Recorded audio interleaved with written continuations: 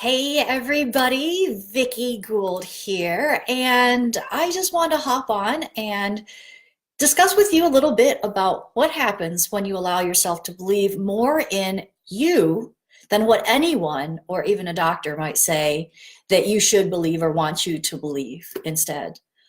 So many people may know me as the woman who travels around the world and wears cool high-heeled shoes, and for whatever reason that matters to them.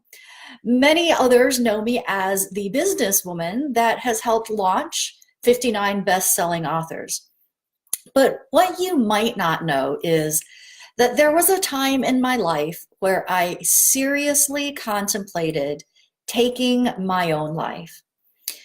You see, back in November 2009, I was diagnosed with chronic Lyme disease. And I remember the day that the doctor swung around in his little doctor's stool and he said to me, "You need to treat your body like it's an 80-year-old and you're not going to get it back."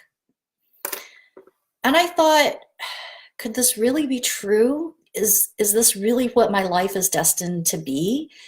That I'm going to have some long, drawn out death for the next 40 or 50 years?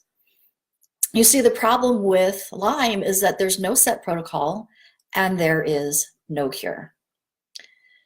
So I went home and I called my sister and I asked her, if it takes me, you have to promise me to tell my children who I really was, because the thing was I was spending 16 to 18 hours in bed every day.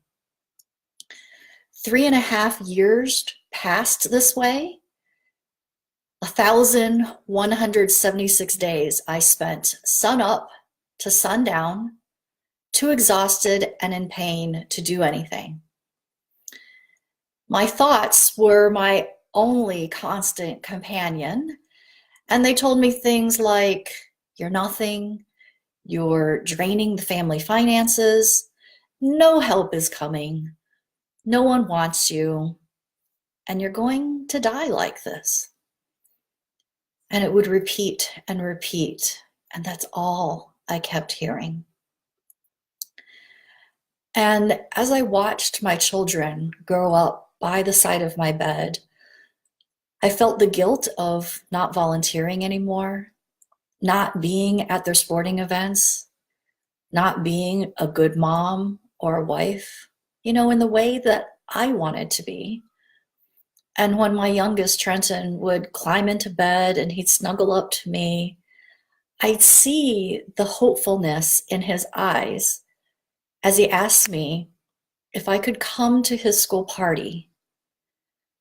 And then I'd watch as a sadness washed over him as I told him, "Mama's not up to it." And I'd wonder, does he really know how much I love him? Will he grow to resent me? Will he ever know how much I really wanted to go?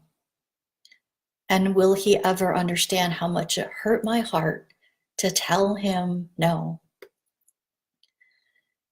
And the thing was, I desperately just wanted all of it to end. I didn't want to hide at night anymore, crying on the bathroom floor, huddled on the little mat, so that I wouldn't wake my husband up.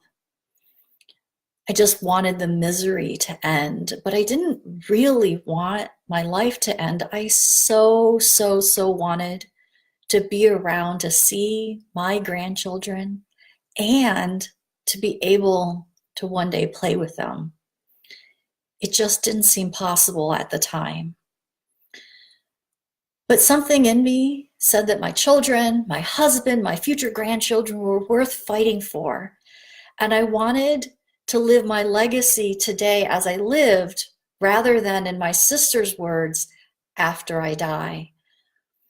So I began to not listen to what the doctor said about that 80-year-old woman. I decided to believe more in myself than what that doctor was telling me. And I began at that time to be that 42-year-old woman that I was, Matter of fact, the 42-year-old mother waiting for her children to grow up. I taught myself how to relieve my issues with herbs and alternative modalities, and the good days started to outnumber the bad. And as I did that, I realized that so many people have risen above their pain. They've dug down into their tenacity and perseverance, and they all have great stories to tell as well.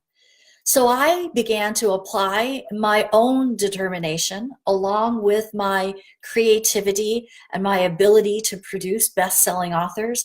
And I began to invite people to write their story, share their story, show their story to the world as I do today.